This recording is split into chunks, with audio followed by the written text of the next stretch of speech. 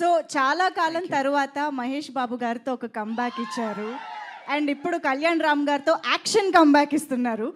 మహేష్ బాబు గారికి కళ్యాణ్ రామ్ గారికి ఉన్న సిమిలారిటీస్ గురించి మాకు తెలుసుకోవాలని ఉంది. ఇద్దరు హీరోలు, ఆ, ఇద్దరు మంచి రోళ్ళు, ఇద్దరు మనసున్న వాళ్ళు, మంచి బాలుళ్ళు. ఒకటి కృష్ణ గారు బిడ్డ, ఒకటి ఎన్టీ రామారావు గారు మనవడు, హరికృష్ణ గారు అబ్బాయి. ఇద్దరికి ఆ పని చేయాలి, ఆ కసి ఉంది నేను చూసినంత వరకు. అంటే మిగతా వాళ్ళు లేదని కాదు, బట్ నేను వర్క్ చేసిన ఇప్పుడు జనరేషన్స్ హీరోలకి వాళ్ళకి ఆ కమిట్మెంటు, సిన్సియారిటీ అన్నీ ఉన్నాయి. ఎక్కడ తగ్గించడానికి లేదు వాళ్ళని.